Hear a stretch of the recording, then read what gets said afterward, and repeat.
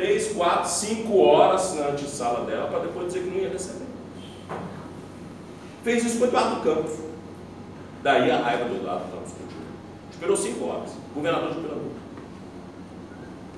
Então, são certas coisas que têm custo. Tem custo. Tem que ser verdade. Para você fazer política, infelizmente, você tem que fazer campanha na rua, segurando no colo, criança cagada, dar beijinho na testa, né? E também, às vezes, levar uma regurgitada no ombro, né? E achar bonito, né? Mas você também tem que saber sujar suas mãos, às vezes, assim, olha, não tem jeito, eu vou ter que conversar com esse canalha aí, mas eu tenho que conversar, senão o canalha me derruba. O Lula fez isso o tempo todo, teve um altíssimo custo pessoal para ele, mas ele conseguiu com isso se manter 8 anos na cadeira, inclusive depois que estourou o mensalão, quando todo mundo dizia que o Lula em 2005 já era, em 2006 ele não ia conseguir se reeleger. Se reelegeu com muito mais voto ainda e ainda por cima fez a tal da onda vermelha no Brasil inteiro, depois do mensalão. Tá?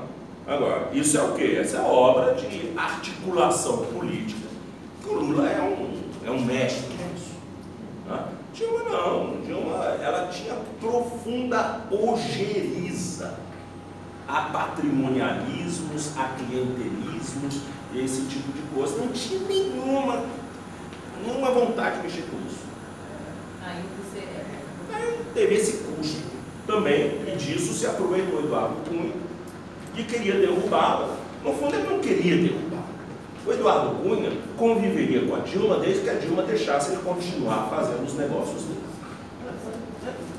Mas ele não ia conseguir fazer com a Dilma esses negócios. Depois que a Dilma descobriu, não tinha mais jeito. O Eduardo Cunha foi burro, porque se o Eduardo Cunha continuasse, como no primeiro mandato, sendo apenas um sujeito trabalhando no submundo da política, não teria problema. O problema foi que ele quis ser presidente da Câmara. Aí não dava mais para roubar, porque ele ficou uma pessoa muito visível. A roubalheira tem limites, ficou exposta demais. E aí ele não tinha mais espaço dentro do executivo, nenhum. Nem ele, nem o Temer, que fazia parte do grupo da Câmara dos Deputados do PMDB. Né? O Temer, o PMDB tinha 2 grupos, tinha um do Senado, que era basicamente nortista e nordestino, né? E tinha o grupo da Câmara, que era paulista e carioca e gaúcho. Eram esses 2 grupos. Esses 2 grupos eram 2 partidos diferentes. O PMDB da Câmara, desde o início, hostilizou o PT. Foi Lula que trouxe eles em 2005 para dentro do governo, em face do problema do mensalão, né? Mas foi uma costura complicadíssima. E teve a do Senado, que sempre esteve com Lula. Por quê? Porque o Sarney rompeu com o PSDB na campanha, antes da campanha do Serra, por atribuir ao Serra a articulação daquela operação Lunos contra a Rosiana. Tá? Então o Sarney ficou furioso e trouxe esse apoio para dentro do PMDB do Senado todo para o governo Lula. Então isso foi uma articulação do Sarney e aqueles personagens próximos a ele, que é o Romero Jucá, que é como é lá de Alagoas, o Renan Calheiros, essa turma que girava em torno de Sarney, né? Eram 2 PMDBs diferentes, né? E o PMDB da Câmara sempre foi golpista, sempre. Um problema foi na hora que a Dilma tirou o Romero Jucá da liderança do governo, do Congresso, e aí com isso deu um sinal para o PMDB do Senado se aliar ao PMDB da Câmara do golpismo. Foi isso. Bem, agora sou eu. Eu tenho 2 pontos distintos, mas na mesma linha. Porque agora eu quero escutar o internacionalista, certo? Sobre a questão da negação da soberania e a negação da nossa diante dessa questão da base de Alcântara, da Embraer e da importação de gasolina e derivados pela Petrobras. E outro ponto é que eu gostaria que o senhor comentasse um pouco também sobre a questão desses levantes que estão acontecendo na América do Sul e essa declaração de ontem do 03, sobre a questão do AI-5. Como é que fica? Vamos, coisa rápida. Coisa rápida dessa da Qualquer coisa assim, de dois. Coisa rápida. Olha, em primeiro lugar, a base de Alcântara só é cedida para os Estados Unidos ou para a Ucrânia ou quem quer que seja diante de um tratado. Tá? Um Status of Force Agreement, fatalmente, porque aquilo lá vai ter um componente fortemente de segurança militarizada. Tá?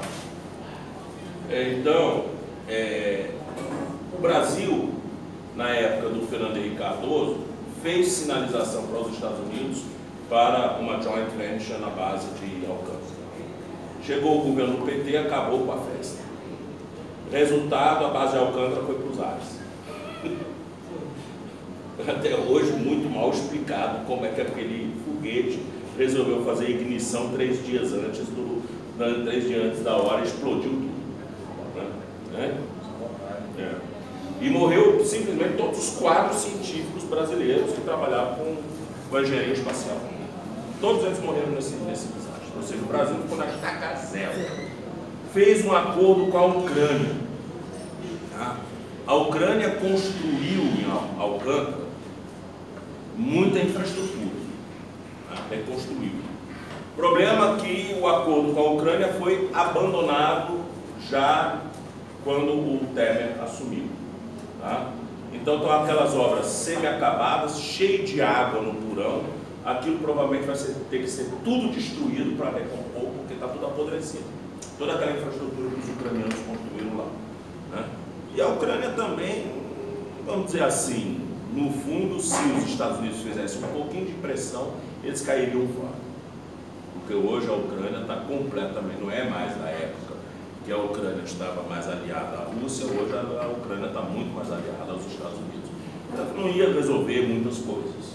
Logo, o governo Bolsonaro, com essa sua paixão pelos Estados Unidos, essa paixão carnal, né, resolveu fazer o acordo com os Estados Unidos. Por que o Brasil não aceitava esse acordo? Porque tinha cláusulas ali complicadíssimas, que não permitiam acesso de autoridades brasileiras a certas áreas de Alcântara. Ou seja, aquilo teria praticamente o status de extraterritorialidade. Tá? E isso o Brasil não aceitou. E o acordo de Alcântara pode ser, vamos dizer, um cavalo de Troia dentro do Brasil, assim como foi Guantánamo. Né? Então é uma coisa muito complicada, extremamente complicada, mas agora, quer dizer, me parece que o Congresso Nacional achou que era razoável. Quem dançou foram os índios e os quilombolas, né, que estão na região. É um problema sério. Enfim, repor as coisas no seu lugar vai ser muito difícil, porque em direito internacional tem coisas que você não pode simplesmente engatar a marcha ré e desfazer. Tá? Principalmente um tratado desse que tem prazo de validade, criou de certa forma um direito por um certo tempo os Estados Unidos explorarem aquela base. E se o Brasil quiser ter aquela base de volta, vai ter que desembolsar lá seus bilhões, né, para depois não saber mexer com aquela base, porque não tem a tecnologia para isso. Então é um problema muito sério, extremamente sério. Vai ter que se esperar que o governo americano muda também para algum tipo de conformação não trumpiana que possa realmente permitir uma renegociação, mas isso é coisa lá para o futuro.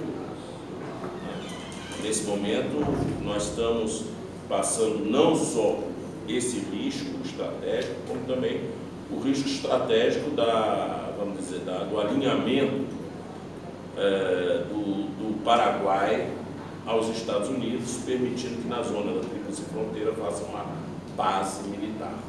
Tá?